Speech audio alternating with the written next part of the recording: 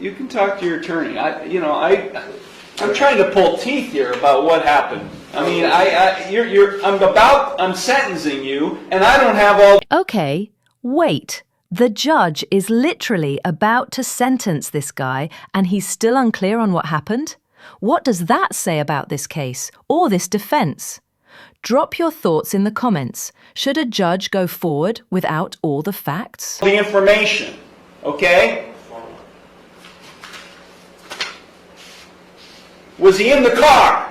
No. I feel like I'm cross-examining him. Was he in the car at the time? No, sir. Pending against Mr. Harris is a charge of failure to stop after a non-public road accident, a violation of Section 335.13A1 of the County and City Ordinances, a first-degree misdemeanor. Mr. Harris is present. He's accompanied by his attorney, Philip Heasley. Also present is Law Director John Lewis. Mr. Lewis, the court has received a status report. Thank you, Your Honor. The offer that we have discussed here, should the court be willing to accept this, would be an amendment of the charge to the charge of failure to stop after an accident involving the property of others. It is still a first-degree misdemeanor, and that is under Ordinance 335.14A. The difference between... So here's what's happening legally. The original charge carried a mandatory license suspension, but now they're angling for a softer version. Still a misdemeanor, but no automatic suspension. Big deal for Mr. Harris, but imagine being the victim, whose car's Blue Book value is less than a used microwave. This charge and the original charge is that this charge does not carry a mandatory license suspension. I discussed this amendment with Destiny Kreider. She is the individual whose car was struck back in December 21st of 2024. Actually, I discussed it with her. She was not concerned about the license suspension at all. All she's asking for is restitution for her vehicle that was damaged. I have for the court an estimate from West Penn Collision. The damage to this vehicle, which was a 2001 Chevy Blazer, was the grand total for the repairs of that vehicle would have been, the estimate that she provided to me, $6,874. And I have a copy of that for the court. I also provided one to Mr. Heasley. The Blue Book value of the vehicle as of July 16th of 2025 is $1,665, and I have a copy of that also for the court and for Mr. Heasley. So what she's asking for is restitution in the amount to the order, excuse me, $1,665 in restitution. The city is recommending probation, whatever fine the court deems appropriate, court costs along with that restitution to Ms. Kreider. She's present in the courtroom, Your Honor, and she is in agreement with the offer that I've just discussed. Thank you. Thank you.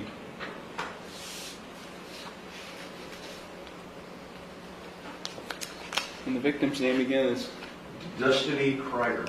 Ms. Kreider, I'm sorry, you're not listed here on the original charge. Ms. Kreider, thank you for being here today. Did you understand everything that Mr. Lewis just outlined in the terms of a proposed resolution? Yes, sir. And are you in favor of that proposal? Yes, sir. Thank you very much. Mr. Heasley? Thank you, Your Honor. We would express our appreciation on the record to counsel who is not present, Attorney Brianna Allen, and myself for the court accommodating this plea hearing, hopefully to avoid jury trials scheduled for later this week. We have discussed at length with our client, Mr. Harris, the offer.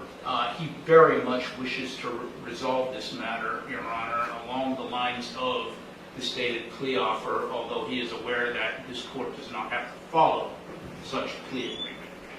The main difference being, as Mr. Lewis, I think, indicated, The difference is between a mandatory license suspension under the original statute, or in this case, Conneaut ordinance, and the amended one, which involves an accident involving property rather than something other than that. We have communicated the offer. I've communicated the offer to Mr. Harris. He's aware of his rights regarding trial, which hopefully will not be necessary, and we are prepared to proceed, Your Honor. Thank you very much. Whoa. 4 or 5 pre-trials and they're still working this plea out at the 11th hour. That's wild. Judges usually hate last-minute deals like this. But since the charge level didn't change, he's letting it slide. Think this sets a risky precedent. Thank you. Thank you.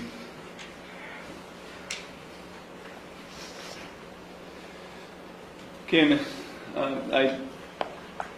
normally I don't allow pleas to, this late in the game. We've had 1, 2, 3, 4, I think 4, maybe 5 pre-trials or status conferences, but because the level or degree has not changed, and essentially not much has changed in the way of the plea other than what was outlined by the counsel, I will allow this plea to go forward. Thank you. Mr. Harris, it's my understanding today you wish to plead guilty to an amended charge of failure to stop after an accident involving property of others, a first-degree misdemeanor, a violation of Section 335.14a of the Conneaut City Ordinances. Is that what you wish to do today? Yes. You understand by pleading guilty to this charge that you are waiving your right to a trial, which includes your right to cross-examine witnesses and to confront evidence presented against you. You'd be waiving your right to testify or not to testify without any negative connotation. You'd be waiving your right to subpoena witnesses. You'd be waiving your right to a jury trial. You'd be waiving your right to be proven guilty beyond a reasonable doubt. All of those are trial rights you'd be waiving by pleading guilty to this amended charge. Is that what you wish to do? Yes. You are represented by Mr. Heasley as well as Ms. Allen as well as the Public Defender's Office. Have you had sufficient time to consult with them, and are you satisfied with their counsel? Yes. Are you currently under the influence of any drugs, alcohol, or prescription medications that might affect your thinking? No. Are you currently on probation, parole, community control, or post-release control with any court? No. Has anyone made any promises to you as to a particular sentence that induced you to plead guilty to this amended charge today? No. No? And are you thinking clearly and you understand everything that's happening? Yes. Okay, I'm going to provide to you, Mr. Heasley, a written waiver of your trial rights and right to a jury trial and acknowledgement of effective plea. If you find that document acceptable, you can sign and date at the bottom. This goes to lady, Mr. Harris, what the judge basically indicated is now on the record. Basically, it really shuts down just about everything regarding an appeal, and we're waiving the right to trial and everything that goes with it. Sign here, Mr. Harris. Thank you.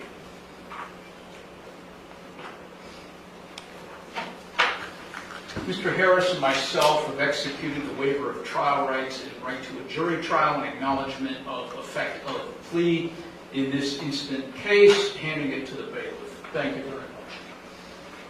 Thank you. The court does find that the waiver has been signed and submitted, signed in open court.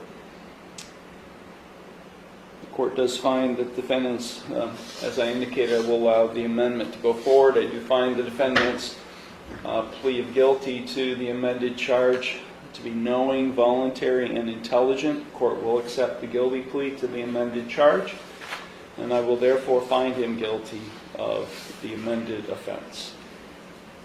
We will now proceed to sentencing. Mr. Heasley, is there anything you or your client would like to say at this time before I impose sentence? Thank you, Your Honor. My client, as indicated earlier, does wish very much to resolve this matter, and that basically influenced the decision not to go to trial, which of course belongs to the defendant rather than counsel. We're aware that there is restitution to be made in this matter, and hopefully that will not be a problem. And he's aware of the possible sanctions that come along with this offense. We would hope that the court not suspend his driving privileges if possible. He's aware the court does not have to go along with the agreement, although we would hope that the court would. And once again, we appreciate the opportunity to plead to the lateral offense, same degree that was afforded us in this hearing. This incident happened last December, Your Honor. Mr. Harris has not reoffended in any way, and he is not likely to do so at any time in the future. Thank you very much. That's all. Thank you. Mr. Harris, is there anything you would like to say at this time before I impose sentence? I'm not sure I'm allowed to say, so I just hope I can keep on saying so. Okay. I don't know what I can say, so. Okay. That's all? But yeah. Okay. Okay. Mr. Lewis? Thank you, Your Honor. Just a real brief recitation. Back on December 21st, Ms. Kreider's vehicle was parked in front of her residence in the street. It was struck by another vehicle. Officers investigated the matter, determined that the vehicle belonged to Mr. Harris, and at that point in time, they found pieces of the vehicle that were there, including a piece of a Cadillac grill ornament, and they matched it to the front of Mr. Harris's vehicle, and it fit. A piece of the Cadillac grill ornament fit perfectly, so that's how it was determined that Mr. Harris's vehicle was involved in the accident. Other than that, Your Honor, like I said earlier, all Ms. Kreider is really concerned with would be the restitution amount that we discussed previously of $1,665. She currently she's been without a vehicle, I believe, since this accident happened. Is that correct? She's been without a vehicle this whole time. Thank you, Your Honor. Thank you. Ms. Kreider, is there anything you would like to say at this time before I impose sentence? No? Okay. Thank you. So I think if there's a restitution component being included in, it seems, because this was not a citation that was issued, this was a complaint filed by the law director, so I can't tell from the paperwork filed with the court whether he had insurance or not, but I'm assuming since restitution is a component of the sentence that there was no insurance? I wasn't the one driving it, so Was there insurance on the vehicle? I don't know. I didn't do it, so I don't know. I didn't have the car in my possession. Help me understand this. What does he mean by he didn't do it? I'm sorry.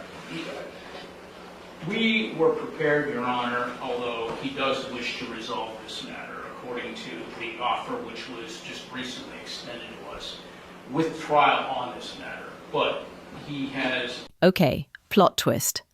After pleading guilty, Harris now says he wasn't even driving. His brother was. This isn't just a legal curveball, it's a potential bombshell. How would you feel as the judge here? 1 second it's remorse, next second it's, I didn't do it. His rights to... I understand. Just tell me what happened. I understand. Just tell me what happened. I'd like to know what he's claiming happened. Another individual, Your Honor, was operating the vehicle at the time of the accident, not Mr. Harris. But he does wish to resolve the matter in lieu of trial. I just accepted your plea of guilty to this charge, Mr. Harris. I'm now in the sentencing stage. Okay, I understand, but I'm getting my I'm not, that's what I said, I don't know what I'm allowed to say and not allowed to say. I'm trying to be respectful. The judge wanted to know regarding insurance on the vehicle. The Cadillac Escalade. I get that.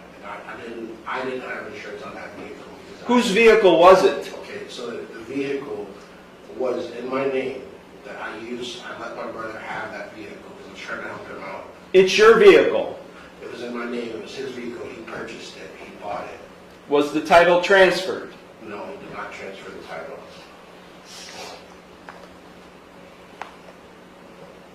I'll continue to talk for you. You can talk to your attorney. I'm trying to pull teeth here about what happened. I mean, I'm sentencing you, and I don't have all the information. Okay? Was he in the car? No. I feel like I'm cross-examining him. Was he in the car at the time? No, sir.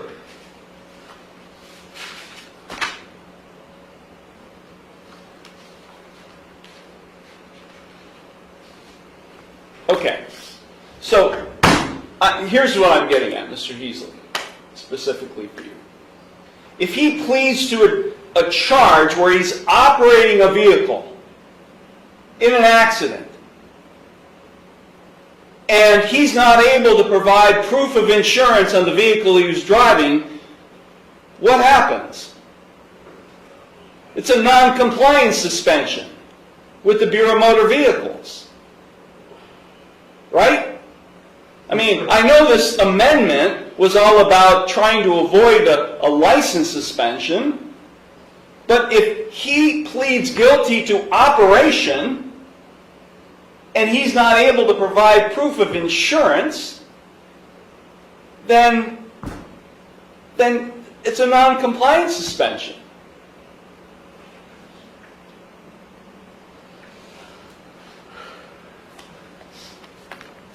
Right? Yes, sir.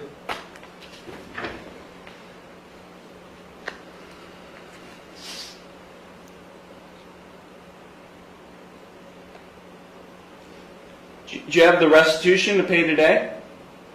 No, sir. How long will it take you to get it, Mr. Harris? Around about a month, maybe a month. This case has been pending since December.